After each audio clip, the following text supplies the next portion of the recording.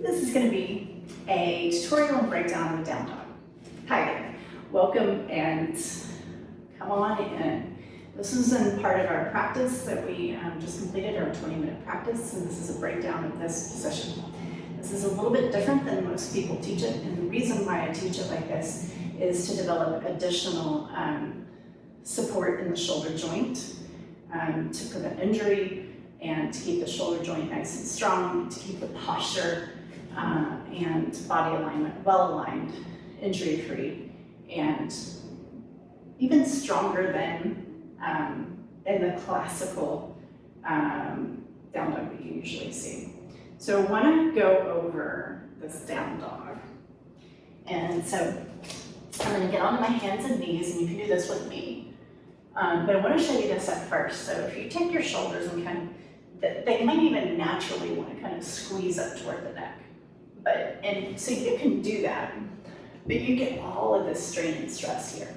And I can just imagine that you're probably a busy person, you're probably dealing with a little bit of stress here and there, and a lot of our stress tends to manifest itself in the neck and in the upper shoulders, especially this trapezius. If you just kind of massage back here like this, you probably are a little tight there.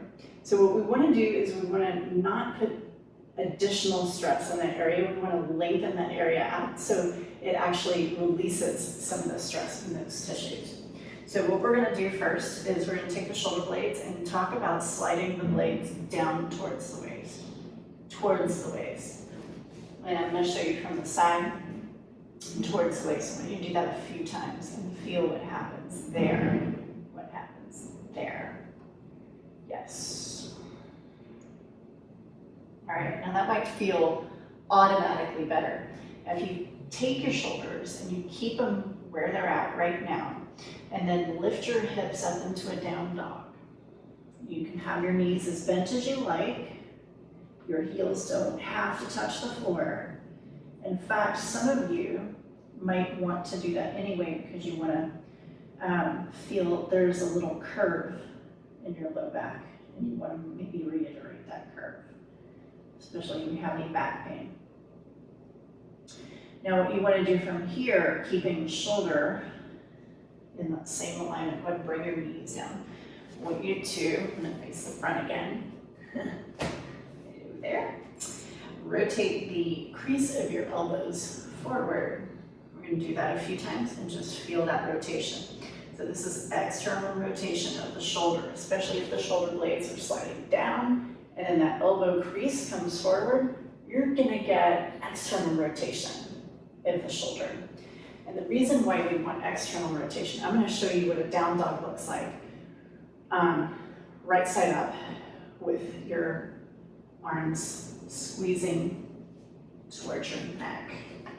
Okay, so if I have my shoulders squeezing towards my neck and I'm trying to put my head toward the floor and squeeze my shoulders in toward each other, I'm just going to set my knees down, keep this position, and I'm going to show you what I look like.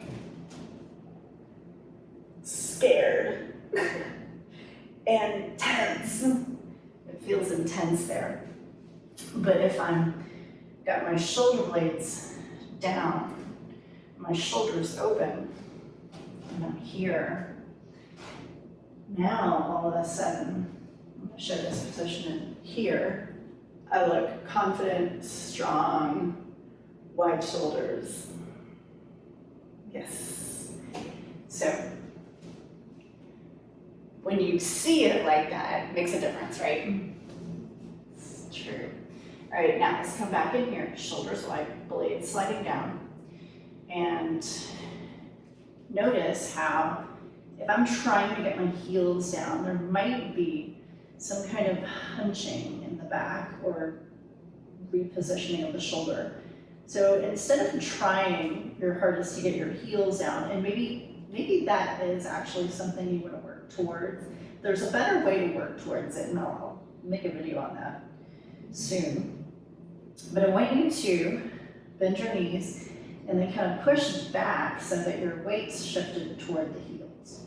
So you can actually have pretty bent knees and still shift your weight towards the heels and have better position in the shoulder and an elongated spine. You can even bend the knees more on purpose to reinforce the natural lumbar curve. So if you even just go ahead and bend your knees more, just feel that in the low back. And sometimes that feels quite nice because people who complain about back pain usually, a lot of them have a little bit of reversal of the natural curve that happens in the back. So that can be actually a tension reliever as well. So play with that down dog, play with those positions in the shoulder. And I do know that it makes your down dog harder. Like at first, you're gonna work a little harder. But I think what you came for is a lot of stability and a lot of strength in the shoulder. And that's exactly what you're gonna get. So just work your down dog really, really intelligently, and you're gonna get way stronger and less stressed also at the same time. Thanks for tuning in. We have more of these coming at you, so stay tuned. Hit subscribe and make sure you're signed up for the alerts so you see when the next one pops up. All right, I'll see you soon.